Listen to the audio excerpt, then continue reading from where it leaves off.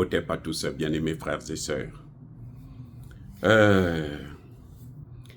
L'Union africaine a échoué à sa mission de pouvoir prendre des sanctions contre Paul Kagame. Malgré le fait que le secrétaire général de l'ONU est venu dire qu'il faut reconnaître l'intangibilité des frontières de la RDC. Le respect de son intégrité territoriale et de sa souveraineté. Les pays africains n'ont pas pu prendre la décision. Ils sont divisés. Il y a quelques peu rares qui c'était prêt. Il y en a d'autres qui disent, mais non, vous savez, les sanctions, c'est pas nécessaire, hein, les sanctions, ça donnera rien. C'est faux. Ils savent que les sanctions, là, c'est ça qui va faire plier Kagame. Mais ils ne prennent pas les sanctions. Ils ne veulent pas qu'on sanctionne. Vous savez pourquoi? Les amis, il y a quelque chose qui fait qu'ils soient tenus. Monsieur Kagame a pris le soin. Je vous ai déjà dit ça ici, là, dans plusieurs de mes vidéos. Les femmes rwandaises qui sont dans la diplomatie rwandaise sont des femmes soumises au proxénétisme de Paul Kagame. C'est-à-dire que c'est des gens qui vont en fait vendre tout ce qu'elles ont plutôt de féminin pour retirer un certain nombre d'informations, un certain nombre de choses que Kagame a dans ses mains. Je disais dans une de mes vidéos que tous les chefs d'État, tous les gouvernements, les chefs de gouvernement, tous les directeurs, les généraux, notamment africains, parce que c'est les Africains qui courent après les fesses. Et leur travail, c'est ça. Quand ils ont de l'argent, la première des choses, c'est avoir 10 femmes, 3 femmes, 50 femmes, ainsi de suite. Tous ceux qui sont sortis avec des femmes rwandaises. Paul Kagame détient avec lui leurs vidéos au moment des ébats. Bonieti, c'est bien fait pour vous. C'est bien fait pour vous. Vous voyez comment vous arrivez à vous faire avoir. Tous les présidents, ministres, premiers ministres, y compris Tshisekedi, s'il est sorti avec une Rwandaise, Kagame a sa nudité. Sur vidéo, sur photo, et tout. Vous avez compris maintenant? Là où je vais revenir. Kagame fait le chantage. Il fait chanter souvent. Même Macron peut être dedans. Macron, il a pris Mouchiki Wabo. Mouchiki Wabo, non. Hein?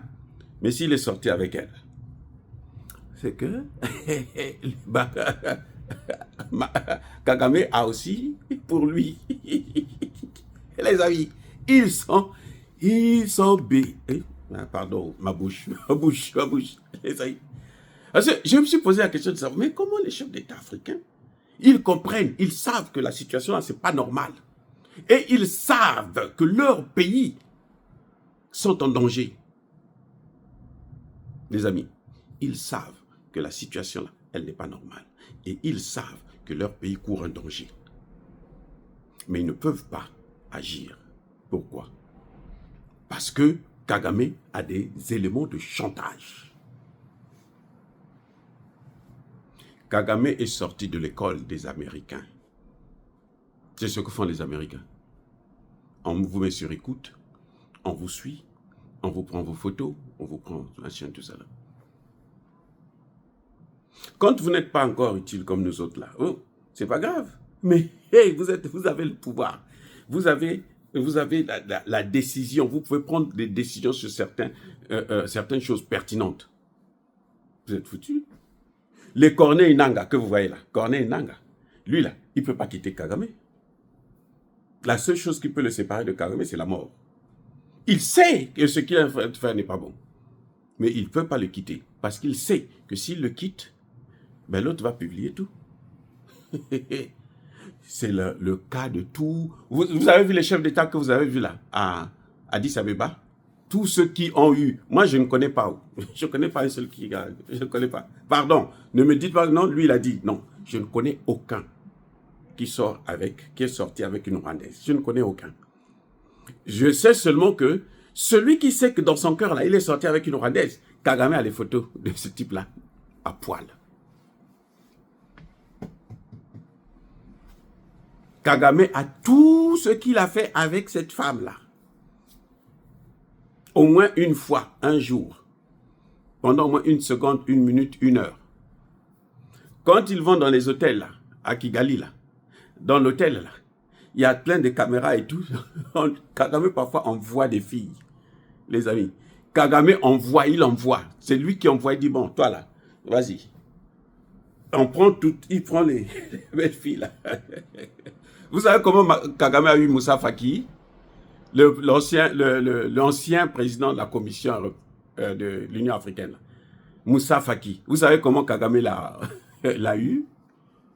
Mais, attendez, Moussa Faki, il arrive au Rwanda. Il voit une femme là, oh, elle est jolie, moi, c'est elle. Quand il dit non, il n'y a pas de problème. Manque de peau pour lui, c'est une petite fille de 16 ans. Comme le président lui a dit non, tu peux aller avec elle, c'est pas un problème et tout. Et la fille est déjà codée, hein, parce que toutes les filles rwandaises qui sortent, soit en diplomatie ou bien dans, par exemple, ceux qui viennent au Congo là, toutes sont en mission. Il n'y en a pas qui n'est pas en mission, elles sont toutes en mission. Elle peut être mariée, elle a son copain et tout, mais elle va en mission. Son mission, c'est livrer ce qu'il y a entre les jambes. Moussa Faki est allé, il est tombé sur une petite fille de 16 ans que Kagame lui a donnée. Kagame a tout filmé. Donc, il ne peut pas nier parce qu'il y a tout est là, tout est filmé. Les amis, c'est le problème. C'est le problème. C'est pour ça que Moussa Faki ne pouvait rien faire pour Kagame. Contre Kagame plutôt. Il ne pouvait rien faire. Il est parti, la tête entre les cuisses avec la honte. Maintenant, il va rentrer au chômage. J'espère qu'il n'aura même pas une pension. Je l'espère. Parce que des gens comme ça, il faut les punir.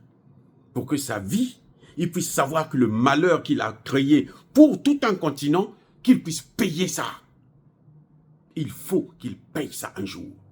Pareil pour Paul Kagame. Pareil pour tous les chefs d'État là, qui sont en train de bousiller la vie des Africains. Donc les amis, en fait, ne soyez pas surpris que vous trouvez certains présidents qui disent non, les sanctions, pas de sanctions. Pourquoi les sanctions? Oh non, parce qu'ils savent, on les tient par les couilles. S'il bouge là, Kagame, quoi, il est obligé de lâcher. Ah, bon, vous savez, les sanctions, c'est pas nécessaire. Les sanctions, ça ne va pas. Les sanctions n'arrangent rien. C'est pas vrai. Les sanctions, ça arrange. Sauf quand ce sont des mauvaises sanctions comme celles qu'on a prises contre la Russie. Parce que la Russie s'était préparée à ça. Mais les pays africains, ils ne peuvent pas se préparer. Surtout, par exemple, le Rwanda, il ne peut pas se préparer. Comment il va se préparer puisqu'il n'a rien? Il n'a rien. Lui, il s'est préparé avec les femmes. Les femmes qu'il envoie dans les mains de ses dirigeants africains, ses hauts fonctionnaires, ses hauts gradés, des pays, surtout les pays de la sous-région, là. Les Congolais, les autres. Mais attendez, les généraux, là, vous croyez pourquoi ils sont comme ça? Pour la plupart, là, Kagame les connaît. La plupart. Kagame n'a même pas besoin. Donc, quand il bouge un peu trop, Kagame appelle seulement, écoute, moi j'ai ça. Donc, même le président Tshisekedi, s'il est sorti avec une Rwandaise, c'est que Kagame a tout. Et Kagame, quand il parle, il dit, hé, toi là, regarde, si c'est comme ça, je sors tout. Or, le président, aujourd'hui, il est obligé de... C'est-à-dire que, même s'il est dans cette situation, il faut qu'il dise, bon, écoute, sors ça. Les Congolais vont comprendre, parce que tous les Congolais aiment les femmes. Donc, ils vont comprendre que, ah bon, viens à ça. Betty Libakou. Et puis c'est tout, les amis. C'est ça. Donc, bien-aimés frères et sœurs, ne soyez pas surpris. C'est juste un problème de calcul. Kagame s'était préparé en conséquence parce qu'il savait que les présidents africains peuvent lui jouer un sale coup.